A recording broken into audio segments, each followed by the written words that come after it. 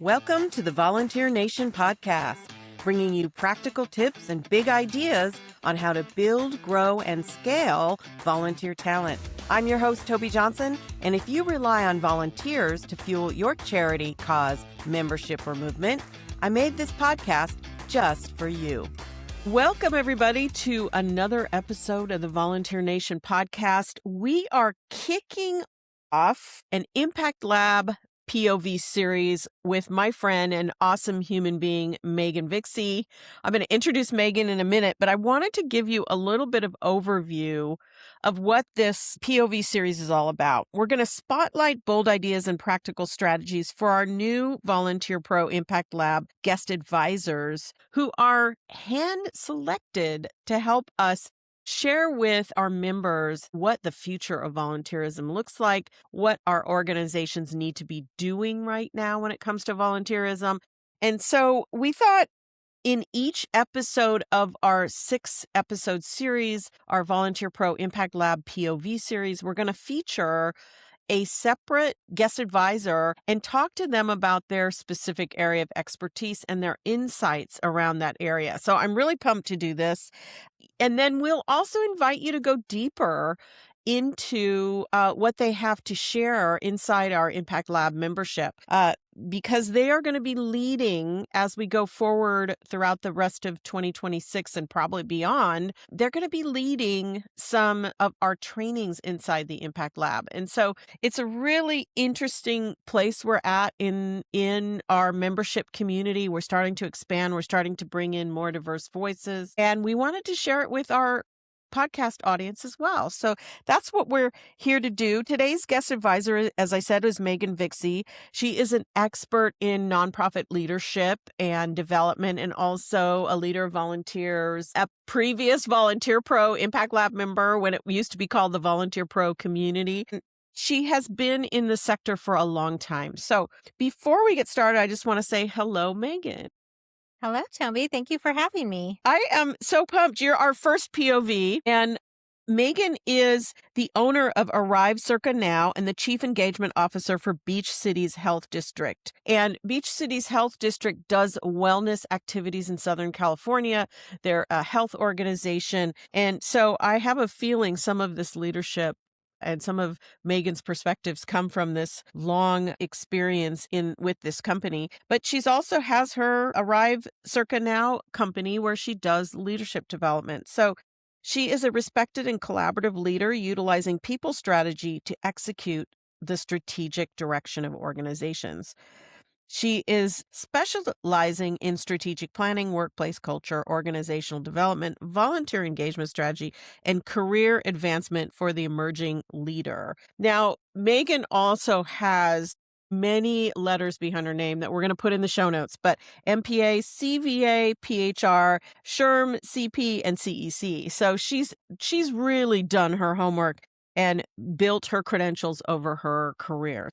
She's a national trainer and licensed provider for Service Enterprise accreditation, coaching organizations on how to best leverage volunteer engagement strategy to achieve their mission. And as I said, she's the Chief Engagement Officer for Beach Cities Health District, one of the largest preventive health agencies in the nation. As a lifelong volunteer and continuous learner, as you can tell, Megan serves on advisory councils for the Association for Leaders in Volunteer Engagement, or ALIVE, and Dovia, Los Angeles, and facilitates ALIVE's Emerging Leaders Mentor Program. So I'm really pumped to have you, Megan. Let's just kick this off with your volunteerism birth story. So how did you get into volunteerism in the first place? Well, I volunteered a lot in school. You know, you through your school programs and you get introduced to service and that way. And when I moved into college, I joined a service organization. That was my first introduction into formal volunteering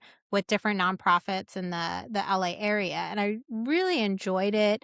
It gave me a lot of purpose, and I was passionate about working with youth. So when I graduated with a degree in theater, so, of course, I do know all of the opportunities before me, I really had a moment of, what am I going to do with this? So what do I love doing, though? And I loved volunteering. So I decided to serve for a year in AmeriCorps, and I worked a Mm. lot with after school programs, building intergenerational programming, as well as running a after school program where I was able to use theater as well. So kind of got a taste of that and realized, with my fancy title of volunteer development specialist in AmeriCorps, I didn't realize this was a job.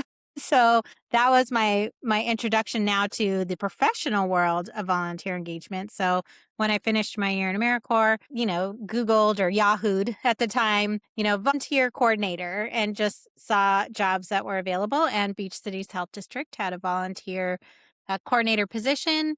And I applied, and the rest is history. I've been there for over 20 years, and I've really built up their volunteer engagement strategy to merge with their human resource strategy. So I'm a people strategist. So I worked my way up to chief engagement officer and overseeing the entire people strategy at the organization. That is awesome. And it just goes to show you can grow your own place in an organization. Right. Like, it Hmm. doesn't have to necessarily exist already, you know? We can bring insights and start to grow. So, we're going to talk about leadership today, but I can see that in your lived experience that you really, started to see where the organization could focus their attention and how they could grow. And you basically, were sort of an internal entrepreneur as I see it. Am I wrong there? No, what happens many times, and I'm sure all your listeners usually appreciate, you are a department of one most of the Right. time.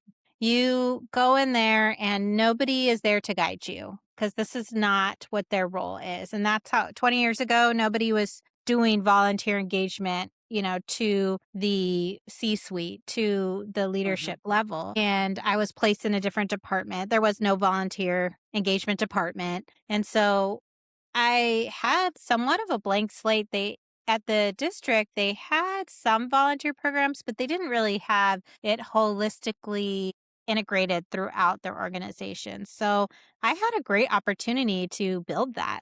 And that was what was really exciting for me because that's how it was in AmeriCorps. It also wasn't a lot of structure. So I really Right. got to learn from the ground up. And I'm, kinesthetic learner. I have to do it. I have Yeah. to do the learning and apply it to make it stick. So I had a great time building that at the district over these last 20 years, and it never gets old. This is Yeah. the best part about our job is that there's going to be new or emerging issues or causes or things that we have to focus on, and we have to be flexible and adaptable, and we get to really be strategists. And I Yeah. think we just don't do the best job showcasing that many times. So that's an area for our field to really grow and develop in. Yeah, we're going to talk about more about leadership and influence and really, you know, talk concretely about what people might be able to do and how they might be able to see themselves differently. I think part of it is that. But before we do that, let's talk about volunteerism in general. Fast forward 20 years later, why do you think volunteerism is so important in today's world? We are in a rapidly changing world. A world some would say is in crisis, but definitely there are stressors on society and around the world.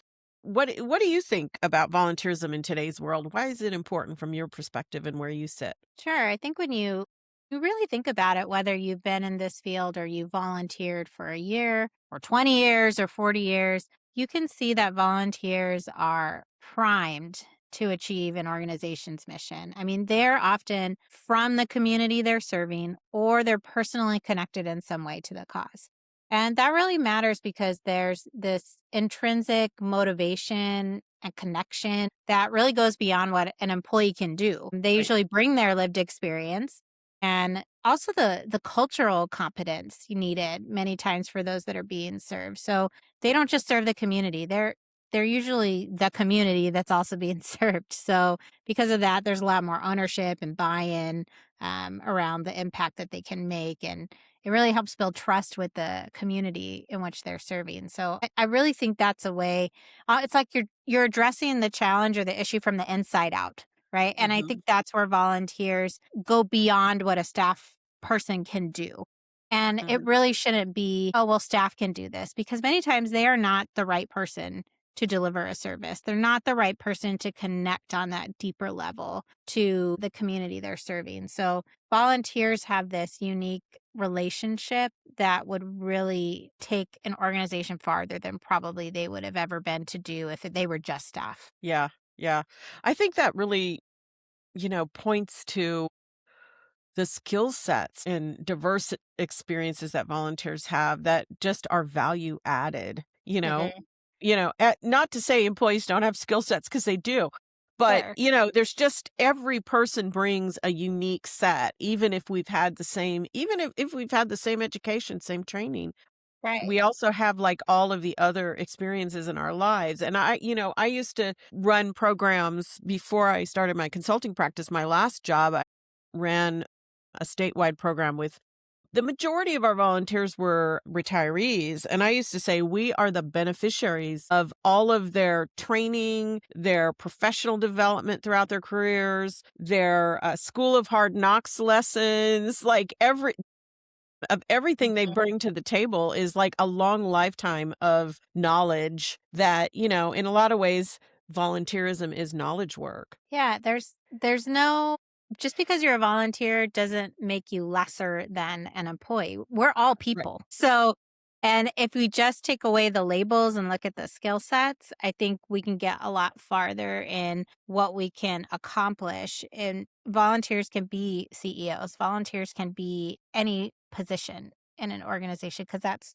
who we are and what we can bring. So I think once we start thinking that way and expand our capacity and allow people in, and like you said, there's a deeper level and connection that come with volunteering that doesn't always come with staff. So we need to capitalize on that and leverage that. Yeah, absolutely. So let's dive into leadership and influence, which is really your area of expertise, along with a lot of other things, but an area you like to focus on and like to teach on. What's a belief you hold about growing your internal leadership and influence that most people you think in our field of volunteer engagement tend to get wrong? Yeah, this is a great question because I It's think juicy. the first thing that comes to mind is that we sometimes think in order to move up, we have to do more or we have to work harder and it's about time and that investment and it's really about being more intentional and Hmm. strategic in the moment. One of the things that I've thought about, I focus on the 3 V's, right? I focus on vision, visibility, and voice. So, how are we articulating our vision? How are we painting the picture of how volunteers are critical in our organization? How are we strengthening our own visibility to the work that we're doing or to ourselves so we're seen for the value we're bringing? And then, how are we actually using our voice? How do we speak up with confidence or speak up with courage many times, and Hmm. get past our limiting beliefs or what may be holding us back and make sure that we're advocating for that vision or our own role. It's not just about doing more. It's doing these things in the right place, in the right time, in front of the right people. We really have to be intentional and strategic about our own career development, our own strategy for the organization, not just keep doing the day-to-day work. Those busy tasks that pile up and I'm doing more volume. But at the end of the day, you don't want to say, wow, I worked really hard today. I have no idea what I did. Like Yeah. that is the change that we have to make in our own mindset to say, if I only accomplished this one thing today or 3 things today, this will really drive the strategy forward. And Yeah. the rest is great. But like we just have to be really intentional around this. Yeah. We inside the membership, we talk about working in your program versus on your program. And so in your Mhm. program are those sort of fires you're putting out and you're backing up people. You're doing the day to day. And on your program is really taking time out to think through strategically where you're gonna, generally around program development. But it takes intention to actually carve that time out on your calendar. And in the Impact Lab, we do quarterly planning sessions where we actually spend time and our members come and we do together, we plan out our next 90 days. So we can actually create space in our calendars for this type of intentional proactive work that you're talking about. And when you think about leadership and influence in your own career, what sort of transformation or what is something that changed your mind over time? So we talked about what people get wrong, which is, I've got to do more with less or more with more even. And if we just paddle faster, maybe somebody will notice us, right? And if I just like work weekends and work late nights, that maybe I'll break through somehow. But in your own life as a leader and your development as a leader, what's a mindset that changed in yourself? Sure. I think the biggest one is around using my voice. And Mm, I've seen, and maybe it's a generational thing. So I've seen kind of this play out a little bit more, maybe in my generation or the one before me, where it's similar to what you said. You do the work and someone will notice. And all of a sudden, one day, someone will walk up to you and say, Megan, you've done a great job. We're promoting you. And it's, yay, I did it. As opposed to Megan saying where Megan wants to go and right. articulating it and saying, hey, I see this vision. What can be done? Is this something that the organization sees? And that happened for me when I started in volunteer engagement. I was doing that for a few years and I wanted to move up. I didn't know how. And like you said, I love to collect the alphabet behind my name. So I went back to school and, I got my certifications. And after that, I went to my boss and said, I want to go into management. This is what I've been studying. I've been preparing for this. Like, what are opportunities for me? And she freaked out because she thought, oh no, I don't have a plan for this. Megan's going to leave. I don't know where she can go in management. She talked to the CEO. The CEO at the time didn't necessarily see volunteer engagement as its own department, saw it as having a manager leading it. They talked to the director of HR and she said, well, I could use some help in HR. And what if Megan came into the HR department and, it's kind of like leading people. So maybe she could lead people on the HR side and there could be a more recognized managerial track, right? Because they didn't Mhm. see it at the time for volunteer engagement, but HR made sense. They're like, oh, yeah, you have an HR manager, you have an HR director. So that made sense. And so using my voice around this to say and vocalize, I want to be a manager. And I see it with volunteer engagement and they didn't. And so I had a choice to make. I had to say, do I move into HR and learn a whole new industry in order for me to move up? And at the time, an industry not many people felt fondly about. So that Yeah. was a struggle for me. And that was one of those pieces where I had to say, I can either let this happen to me and just kind of, whatever comes my way, or I can make every day move in the direction of making this department the best thing it's ever been. We will be the best HR department. And I am also going to demonstrate and show volunteer engagement is strategic in this organization. And I will use it through the comprehensive engagement and people strategy we're going to build. And so I think that mindset of have to lead this. I cannot wait for somebody else to lead it because they don't see it. This Mhm. is not their area of expertise. I am the expert. So how am I communicating this? How am I integrating it? And how am I leading it? And so it didn't matter what my title was. I think that's what people get hung up on a lot is I have to have a title or a position in order to showcase and leverage this work. And you do not. You could do it at any level. You just have to voice it. You just have to be intentional and strategic where you're placing yourself, talking about it, and engaging with your fellow colleagues in the community. Like you have to drive it. So Yeah. once you switch in that mindset and say, no, I'm in charge of this. Doesn't matter Yeah. what my title is, I'm in charge, Yeah. then I think you'll see the results that you're hoping to gain. It's interesting because it's a shift from who's in charge of my life and my Mhm. career, right? So is my employer in charge of my life and my career or not? And, I was the same way when I started out in the work world. I'd come out of a master's degree in a liberal arts. I had a liberal arts art history degree, and I started working in the nonprofit arts community. And I quickly realized, first of all, it was a very chaotic and underfunded. There was a lot of cuts going on, similar to what's happening right now across the sector now. But then the NEA was cut, National Endowment for Arts was cut radically. Like their funding was like overnight. Arts organizations lost federal funding. And so it was a really chaotic environment. And so it was by necessity I had to take control, because otherwise I would be waiting around for jobs that may or may not ever come. And my intention always was to work in nonprofits from day one after I graduated. So I ended up pivoting and working in social services and direct services with youth programs, which was fantastic. And I didn't regret it at all.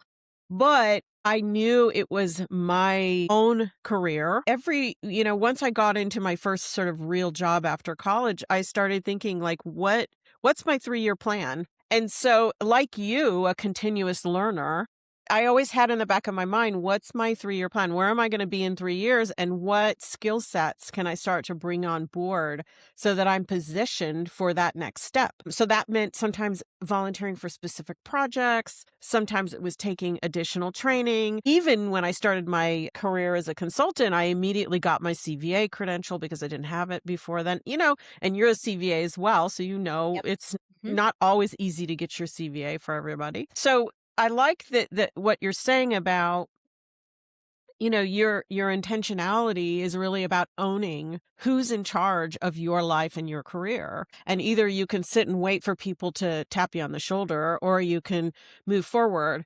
I think also, I think you're spot on when you talked about who is the expert here. And Yeah, exactly. leadership and influence, it requires leadership with influence, right? You have to lead people to a place. They're not going to just, all of a sudden wake up one morning and realize. They might, if some leaders are very in touch, but most of the time, we're the experts. We have to lead. So when you think about leadership and influence right now at this point in time, why do you think it's critical for leaders of volunteers to make this shift in the first place, and of, really leaning into leading the strategy? Yeah, if we don't, I think it's what we've said. If we don't do it, who will? Right. And we need to take that ownership. And if we don't do that, then we aren't going to get the results we want. So if I've heard a lot from our volunteer engagement professionals that they want a seat at the table. Like that's, Mhm. we even talked about it, at conferences and in these sessions, and people they're hungry for this. They want that. And so I think, okay, well, when I hear someone say that, that also means, okay, I want a seat at the table because I want to be part of the decision making process. I want Mhm. to be able to add my thoughts and opinions, recommendations to the overall strategy of our organization. So we want to be invited into this space. But if we are invited in and we are not contributing, why are you there? Like you Mm. have to be vocal. You have to show value. So if you're just there and you're saying, well, I want to be there. Okay, well, like, what do you add? Are you Yeah. just wanting to be there so you could say you were, or that you can saw how the decision, was made so you can disagree or agree with it? That's not why people are in these rooms and in these spaces. They're there to contribute. They're there to help make a decision that drives your organization forward. So if you're just sitting there, you're not showing your buy-in. You're not showing ownership over the problem or the decision that's being made. So if you want volunteer engagement to be a key function at your organization, you have to strengthen your visibility in that space. You have to use your voice. It doesn't matter what level you're at. You Mhm. just need to contribute. Just say something. Yeah. Well, and I remember early in my career being in rooms where I was often the youngest person, Mhm. and often felt, well, you know what? I'm doing my work to know my craft. And, at the time it was around marketing, outreach, etc. And so I just did everything I could to know everything I could about public relations, marketing, community engagement, outreach. And was working with people actively to get them involved in my plans too, right? Because I knew Right. I was like Mhm. one person. In my case, I was one person in a 4-state region. There was no way I was going to be able to do all the outreach myself. So I got it. So when I came to the table, I'd speak up and say, I might have a solution to that. And have you thought about blah, blah, blah? And often because I was doing all of the reading and studying, et cetera, and I was looking outside for multidisciplinary and in different places that my coworkers weren't looking because they were so, head down into their problem solving they were taking part in, that I would be able to bring like something really novel. And they'd be like, oh, look at that youngin' coming with an idea there. Or I'd say, Mhm. there've been some research on this too. So I would bring, I'd be really good at research and just staying on top, really staying on top of my field. I remember I used to get this newsletter called the PR Reporter, and it was a piece of paper. It was like it was when newsletters were paper, Right. and I would get it once a week, and it was like 4 pages folded, like just a folded, and it was chock full of PR, public relations advice from this super expert guy. This was way before like, email newsletters. And, I would eat it up every week. So I would get better and better and better and just continuously improve. So, I know it can be done. It takes bravery. Shirley Chisholm used to say, like, if you don't have a seat at the table, pull a chair up, even if Right. it's a folding chair, pull it up, like you just, like, hey, I see this meeting's happening. I'd love to sit in. If you don't get invited, knock on Mhm. the door, you know, figuratively. When you see folks who are really hesitant to do this, Mhm. what do you think if they don't grow their internal leadership and influence in the right way, what happens? What's sort of the downside of going, well, I don't know if I want to do this. Looks scary.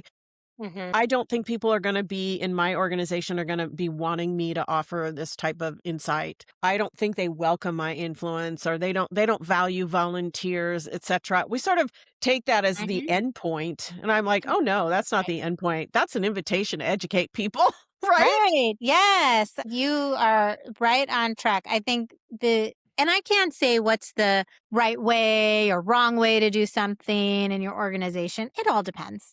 And Right. you know the most about your personal situation, your organization, who the decision makers are, what are the limitations, all these things. But if you do nothing, then these decisions that impact you are going to be made for you. They're not going to be Yep. made with you.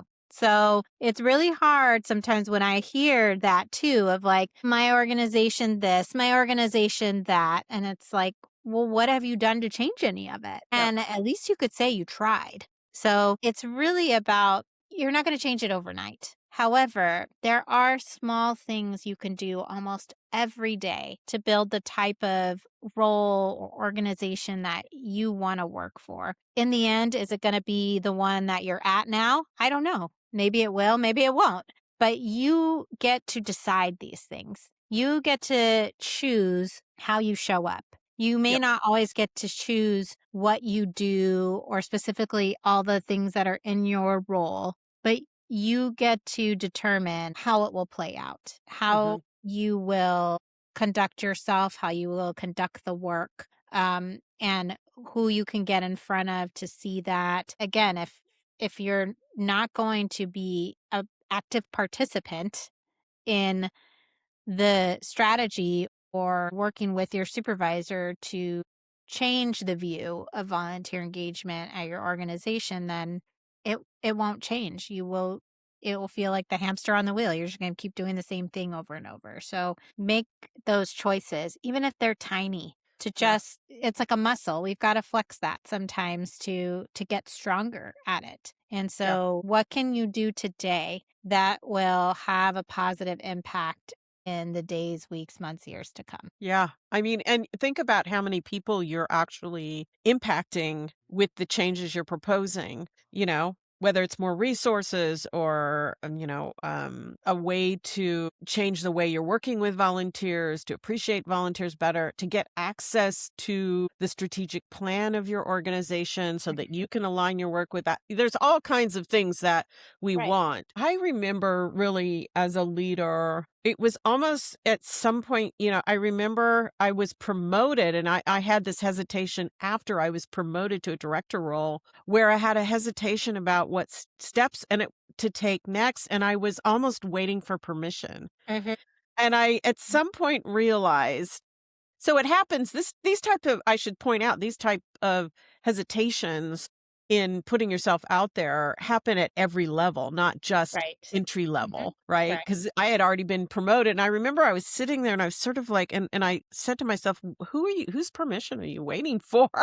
Mhm. Nobody knows what you do anyway. So just go for it, figure out do some assessment, figure out where your program is at, where it needs to be, and then Mhm. talk, create a proposal and go talk to I had a supervisor. My supervisor, if I came in with good ideas, he was like, great, go for it. It was Right. so, Yeah. but there's this hesitation we have, and we're looking for permission from somebody. And in our field in particular, because it's so not very many people really know what we do for reals, Mhm. that I could just, hey, I know I'm the expert here. I'm going to make this happen. And so I stopped asking for permission. And once in a while, I might stick my neck out too far and I'd get us up on the wrist or whatever. But I felt like the risk was worth it because in the end, our program grew, our volunteers got better support, our partners got better. So we were just a better program because of it. So for me, the risk was worth it.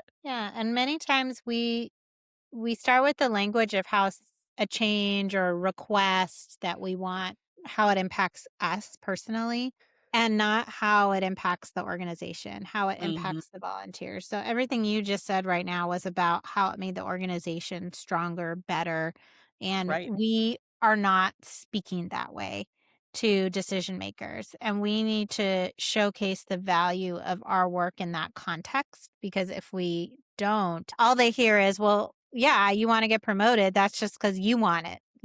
Right. How does it help the organization? Right. How does this make a difference for what we're trying to accomplish? And so if we get better at speaking that language and then come with, hey, I had this great idea. If we add this type of program, if we increase our staffing, if we increase the budget, to include this or that, here's what we will get. Here's what we will increase our volunteer engagement. We will increase our visibility in the community. Whatever it is that the organization is striving for, you just need to show that the work you do is going to accomplish that. So speak in those terms and not, well, it'll make my life easier if we, Right. hired another person. And it's like, well, that's great and all, Megan, but like, we're not here to make your life easier. So what else does it give me? So more conversations in that frame of mind will probably get you what you're looking for. And it has a dual effect. You feel better, you get what you want, and also the organization will get what they want. Yeah, absolutely. Well, let's take a quick break from our chat with Volunteer Pro guest advisor Megan Vixie on leadership and influence. Don't go anywhere after the break. We're going to do a little bit of step by step and give you a little practical advice to take this forward. So don't go anywhere. We'll be right back.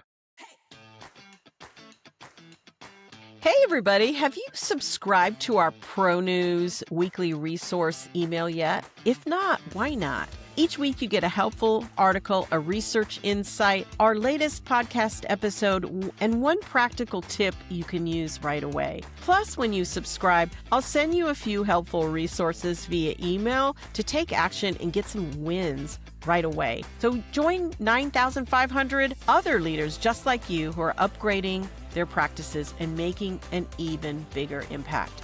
Visit volpro.net/newsletter-subscription. That's volpro.net/newsletter-subscription. And I hope to see you on the inside. Okay, we're back with our discussion with Volunteer Pro guest advisor Megan Vixie on leadership and influence. Megan, let's talk a little bit about the practicality of this.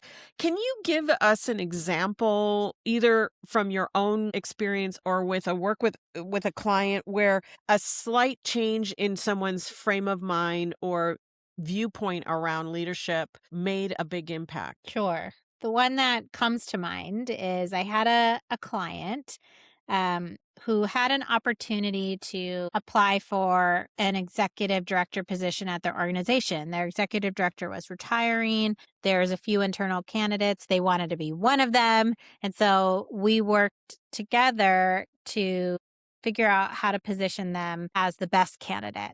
And so we started with, the vision of, what could this person bring to the organization, as well as how it fits into their own career plan, Mhm. their own Mhm. development. And so we're talking about it. And the more we talked about it, the more they realized this is not the role I want for myself.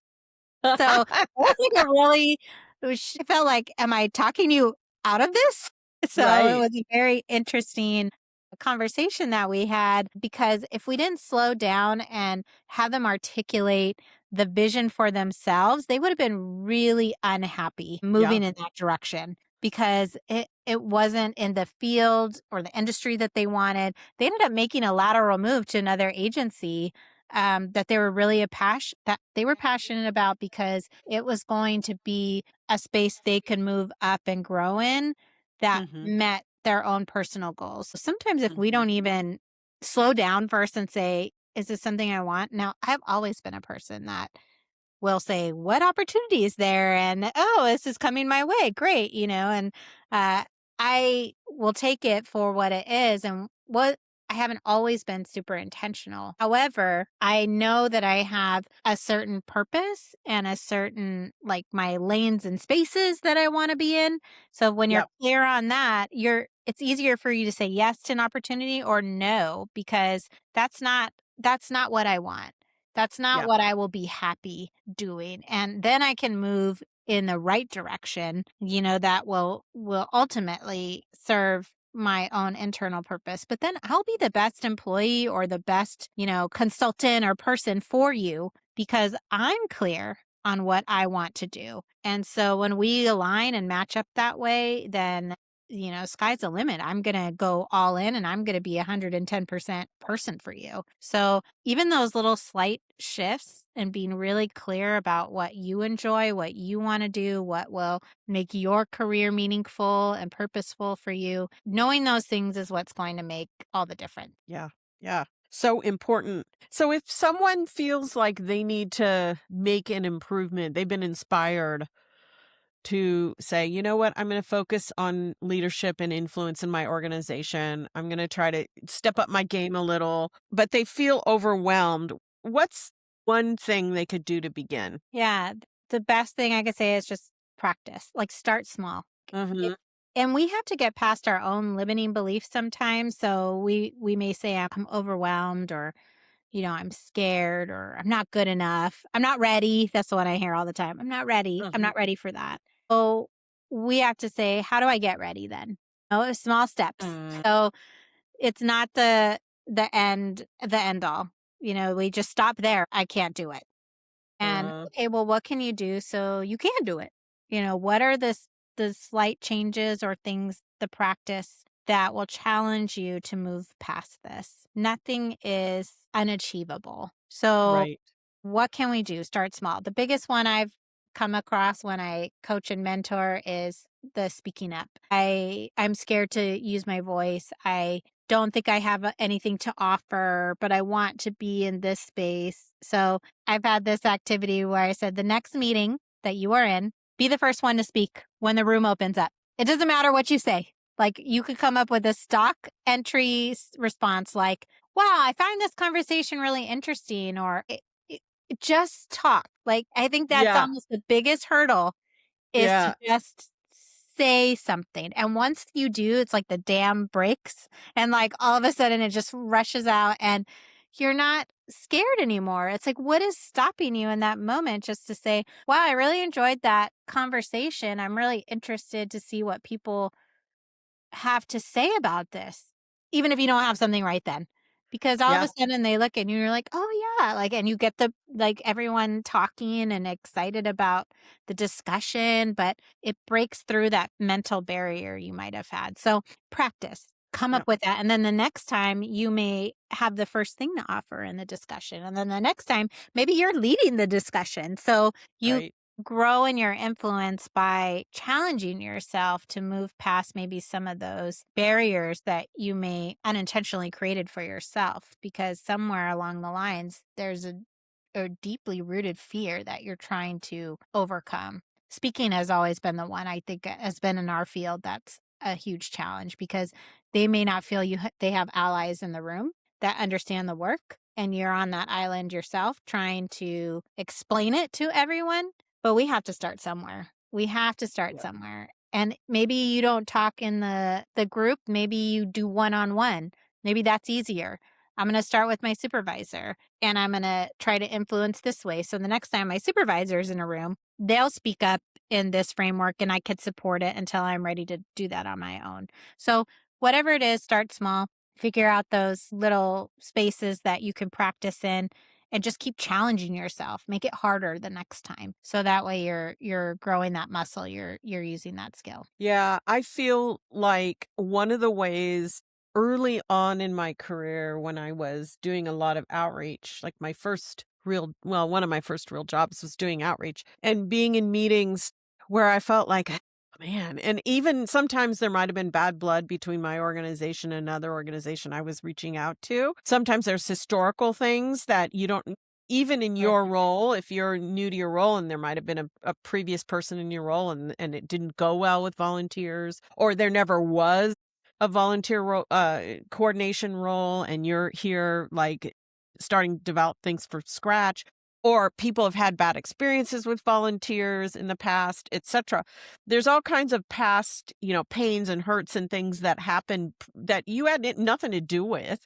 Mhm. And I always found that if I was in that kind of situation, and that was the reason I wasn't speaking up because I felt, like I was going to get backlash for something I didn't have anything to do with, I would spend a lot of time listening and asking that person about their role and their work. Mhm. So whether it was in a one-on-one meeting, in a group meeting, usually it wasn't a group, or at a break, or before a meeting or after a meeting. And even if you are feeling shy about early on about speaking in the meeting as a whole, you can, have sidebars with people Right. after and go up to somebody and say, I really liked what you said about XYZ. Tell me more about how your department does blah, blah, blah. Or, and even when I was doing outreach to organizations that I'd never met before, I would always start my conversation about, so tell me about your organization, your goals. And then I could hear where there might be space for alignment.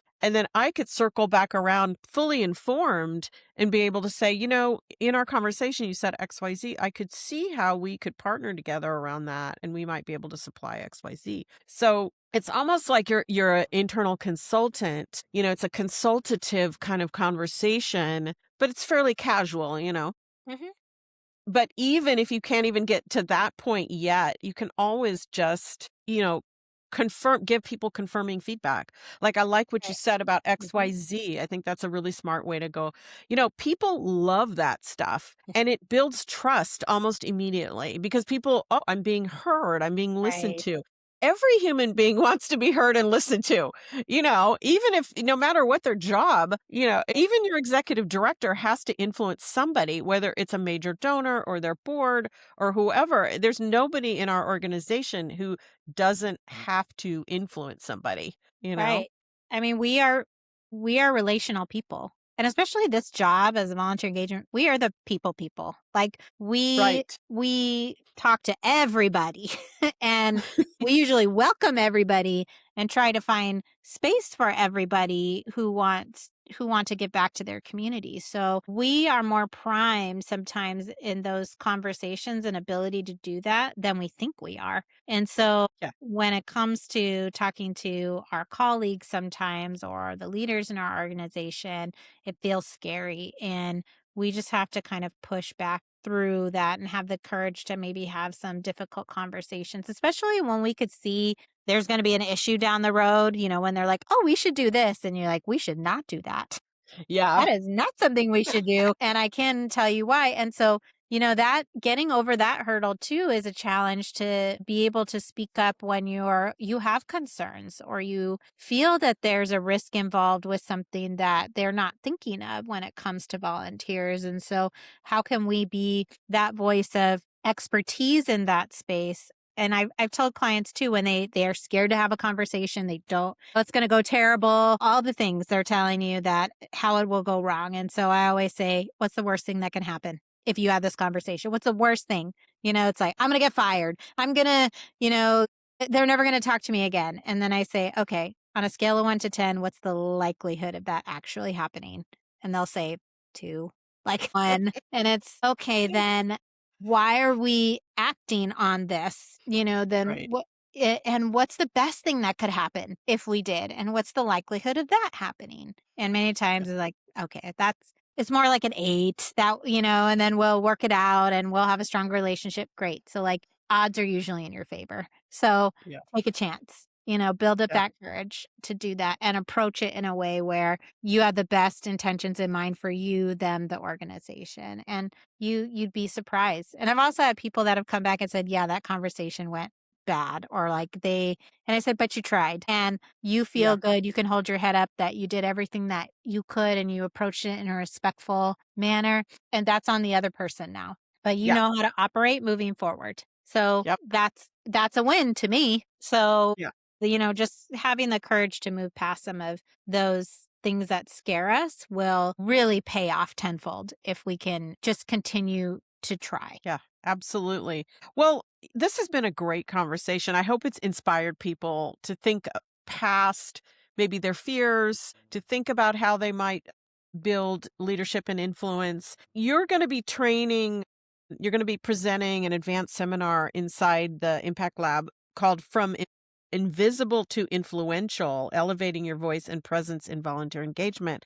It'll be on Tuesday, May 5th. So, y'all, you have plenty of time to get this on your calendar. In that training, what will you help people do differently, and who will benefit most from joining you, do you think? So I think who will benefit the most is probably anyone who really wants to level up somewhere in their Hmm. organization, and they want to be able to speak the language of the leaders. They want to be able to have influence at a broader level than maybe just within the volunteers or within, their kind of department or specific area. How do we really integrate our strategy overall? And so I think we'll talk a lot about the vision of what you want to accomplish, what you see. How do we voice that? How do we connect it to our organization's goals and priorities? How does our visibility intersect with the idea of executive presence? That's a Mm, big term that's been used a lot, and some people like it, some people don't. Personal branding, there's all these things that come up, but I think that perception management is really important. And again, yeah. like you said, it's not just about working in your business, it's working on the business. And this is a part of it.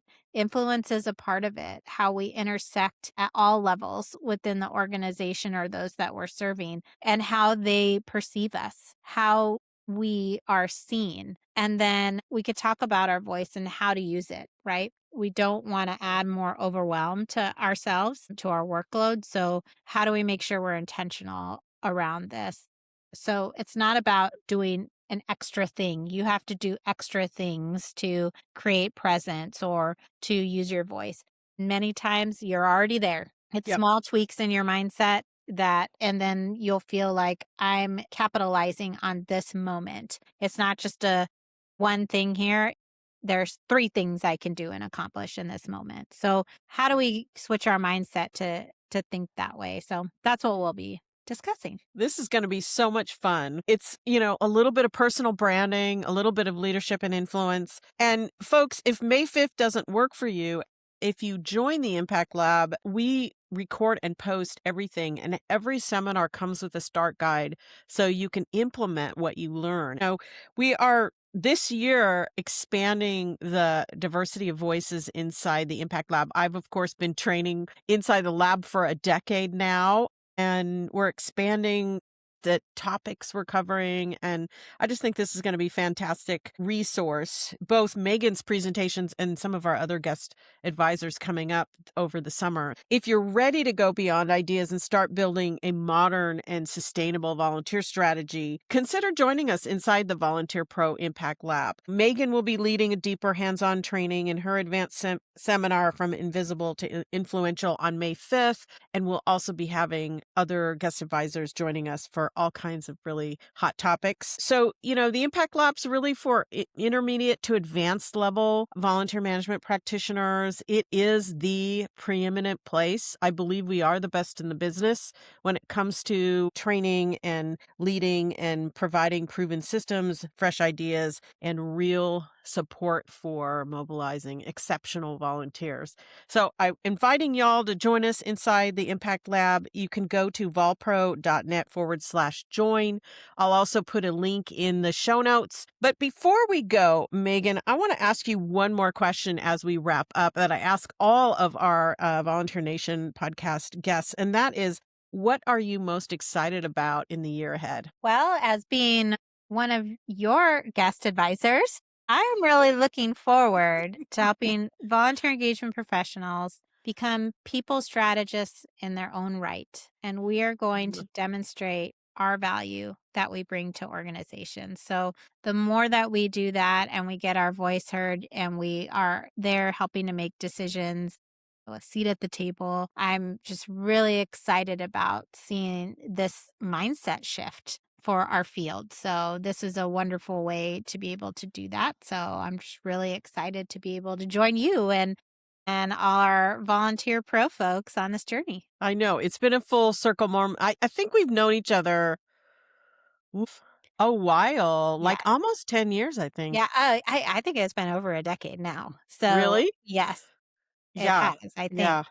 But It's crazy. Well, also, Megan, before we log off, how can people learn more about your work and how to get in touch with you if they're interested in learning more about Arrive Circa Now and your work with coaching and leadership development? Sure. There's always my website, which is arrivecircanow.com, but also, connect with me on LinkedIn. I love to put information out there through those channels. So just join me there as well. And I love to just hear from our professionals, in the field of what's going on with them and how I can be of service. So those are two great ways to just connect with me, or always feel free to email me, Megan@arrivecircanow.com. And we will post all of these in the show notes, y'all, so you can connect with Megan directly. And of course, come listen to her training and learn more about how to build influence. Our guest advisors are now inside our community as well, so you can chat with them inside our forum. But yeah, on May